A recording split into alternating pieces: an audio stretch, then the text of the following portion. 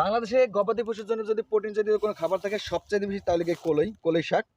দেখবেন গ্রাম অঞ্চলে বেশিরভাগ সময় এই ধান ওঠার পরে এই ডালটা জমিতে বুনা দেয় এবং কুরবানির সময় বা রোজার সময় যে গবাদি পশুগুলো বেচে, যারা বলে না যে কলই খাওয়ান না, এই শাকটা খাওয়ানো ঘাস। কারণ এটা খাইলে ওরা শুরুতে পর্যাপ্ত পরিমাণ খায়, এরপর মুখটা একটু তিতা টাইপের হয়ে যায় আপনার, তারপরে গরুটা রেস্টে থাকে 12 ঘন্টার মতো। তো প্রোটিনের জন্য, প্রোটিনের ক্ষেত্রে আমরা যেমন সবসময় বলি দানাদার মিক্স করে দানাদার মধ্যে দেই, যে কলই দেই বা ভুসি দেই। তো কলই শাক খাওয়াইলে তখন কিন্তু ভুসির পার্সেন্টেজ না দিলেও চলে। যেমন গ্রাম অঞ্চলে যারা গরুগুলো পালে, আমরা বাজার যাই, বাজারে 20টি গরু থাকলে গ্রামের 5টা গরু হলে 5টা গরু সেরা হয় এই একটা কারণে, একমাত্র এই সময়ের কারণে।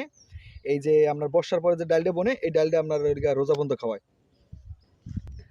দর্শক, আমরা কথা বলছিলাম আয়ুব ভাইয়ের সাথে। এই যে পুকুর পাড়টা দেখতে পাচ্ছেন, এখানে অনেক ঘাস আগাছা রয়েছে, এর মাঝে ডালের বীজ ছিটিয়ে দেওয়া হয়েছে। এই ডালটা শাক হিসেবে বাজারে বিক্রি হবে।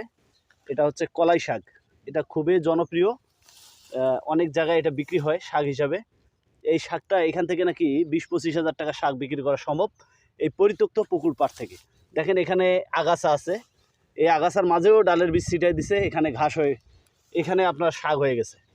তো কত সুন্দর একটা মজার বিষয়, এবং এটাও একটা পেশা হতে পারে, চাষাবাদ হতে পারে, সফল চাষাবাদ, যেখান থেকে আপনি লাভবান হতে পারেন। ধন্যবাদ সবাইকে।